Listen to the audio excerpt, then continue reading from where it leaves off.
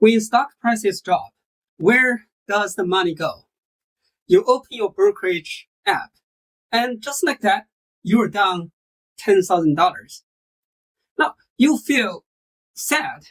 You didn't sell anything, but somehow your money is gone. So what happened? Where did the money go when the stock prices drop? So I'm Dr. Z, a university professor and a long-term investor. Over the years, I have made some smart moves, but I also made really dumb mistakes. I started this channel to help you avoid financial traps I fell into. Because, let's be honest, the market doesn't care how smart you are if you don't understand how it works.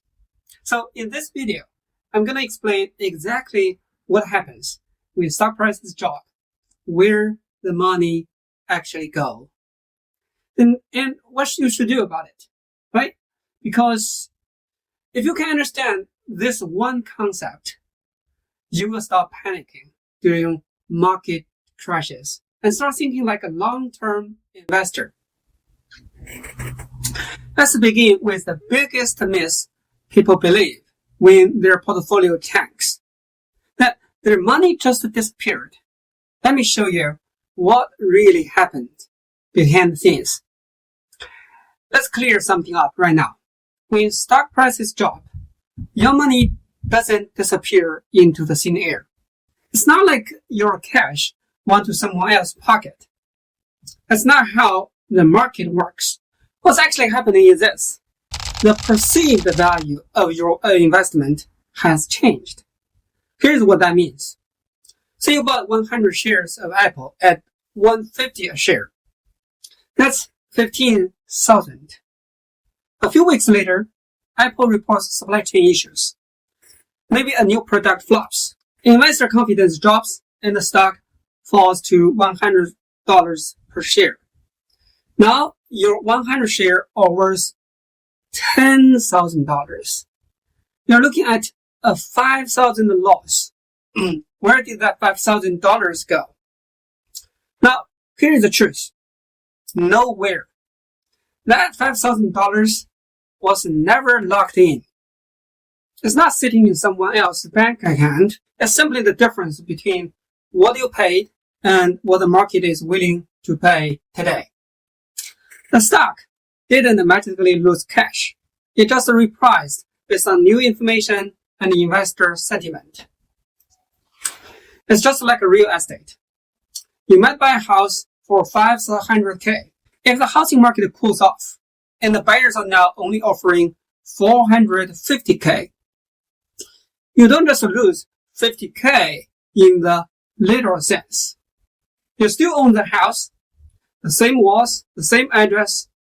What changed is the market price. The same thing happens with stocks. The perceived value drops, but the money, the stock, the share didn't vanish. Well, let's break this down. Stock prices move because of supply and demand. That's it. It's not magic. It's not manipulation. It's basic economics. When more people want to buy a stock than sell it, the price goes up. When more people want to sell than buy, the price goes down. So remember this. Stock prices don't change because money moves around. They change because perception and demand changes. So if stock prices move based on supply and demand, the next question will be, what actually causes that shift in supply and demand? What makes investors suddenly want to dump a stock or rush in to buy more? Let's break down the real triggers, those key events and signals that change how people feel about the stock and ultimately drive the price up or down. One is the bad earnings. When a company misses its earnings target, it's like showing up late to a job interview. Investors immediately lose confidence. Lower than expected revenue or profit means weaker performance. Now, Wall Street doesn't like weakness. When that happens, people sell. Price drops. Second, negative news. It doesn't even have to be financial. A product recall, a lawsuit, a leadership scandal. These headlines shake investor confidence. When people get spooked, they sell. When enough people sell at once, the price tanks. Third, market sentiment shifts. This one is psychological. Stocks can fall just because investors think they should. Fear spreads fast in the market. Even if the fundamentals haven't changed, panic can trigger a wave of selling that drives the prices down. It's not always logical, but perception often moves faster than reality. The fourth, economic recessions. When the economy slows down, people and business spend less. Companies make less money, investors expect lower profits. That expectation alone is enough to trigger a sell-off, especially in sectors like retail, travel, or manufacturing. Fifth, rising interest rates. When the Fed raises interest rates, borrowing becomes more expensive. That hurts corporate profits, slows down growth, and makes safer assets like bonds more attractive than stocks. So what do investors do? They shift their money, and that exit causes stock prices to fall. 6. Geopolitical events. War, trade wars, political instability, tariffs. These things create uncertainty, and the markets hate uncertainty. Investors go into defensive mode. They sell riskier assets like stocks and flee to cash or gold. Again, more sellers than buyers means lower prices. Let's consider the following two cases. The first one is about Netflix. In January 2022, Netflix announced they added 8.3 million subscribers. Well, that sounds good, actually. But Wall Street was expecting 8.5 million. That tiny miss triggered a massive reaction. The stock dropped 21.8% in one day. Why? Because it signaled slowing growth. And in tech, growth is everything. Now, here's what really happened behind the scenes. Investors started to worry. They questioned Netflix's future growth, its competition, its ability to keep dominating. So they rushed to sell. That selling surge meant the supply exploded. Everyone wanted out. But demand, it vanished. Nobody wanted to buy at yesterday's price. So the price dropped fast. In a matter of hours, the number of sellers far outweighed buyers. And that's the basic rule of the market. When supply is high and demand is low, prices fall. Netflix didn't lose money in a vault somewhere.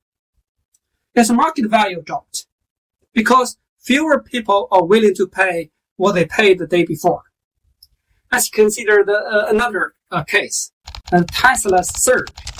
Okay, so between 2020 and early 2021, Tesla stock skyrocketed over 700%. At one point, it became one of the most valuable automakers in the world, despite selling far fewer cars than competitors like Toyota or Volkswagen. So how does that make sense? Here is the answer. Pure demand. Investors won't just buy a car company. They're buying Elon Musk's vision. They believed in electric cars, Tesla's future growth, and its disruptive edge. More people wanted in. They bought aggressively. And because there weren't enough sellers willing to part with their shares, demand overwhelmed supply. In other words, too many buyers, not enough sellers. And when demand exceeds supply, prices shoot up. Tesla's fundamentals didn't justify the entire move, but that doesn't matter. The perception of future value drove the price higher. And now we know what causes the price to change. Let's clear up a common confusion. Just because your stock value is down doesn't mean you have actually lost money. Let's break down the difference between unrealized losses and realized losses, because that distinction can change how you see your entire portfolio. Unrealized loss is what we call a paper loss. It only exists because the stock price has dropped on screen, but you haven't sold, so there's no financial impact. You still own the shares. The value might bounce back, or it might drop more, but it's not real until you act on it. Now, a realized loss, that's when you actually sell your stock for less than you pay. Now the loss is official. You locked it in. Let's see the numbers so it's crystal clear. Say that you bought 100 shares at $50. That's $5,000 invested. Stock price drops to $30. Now your investment is worth $3,000. You're down $2,000 on paper. If you don't sell, that's an unrealized loss. If you do sell, that's a realized loss. And yes, you will have to report it on your taxes. Just remember, once you sell, there's no chance of recovery unless you buy back in. All right, let's wrap this up. When stock prices drop, it feels like money disappears, but it doesn't. The truth is, nothing physically moved. The business didn't take your money, or the investors didn't take your money. What changed was perception.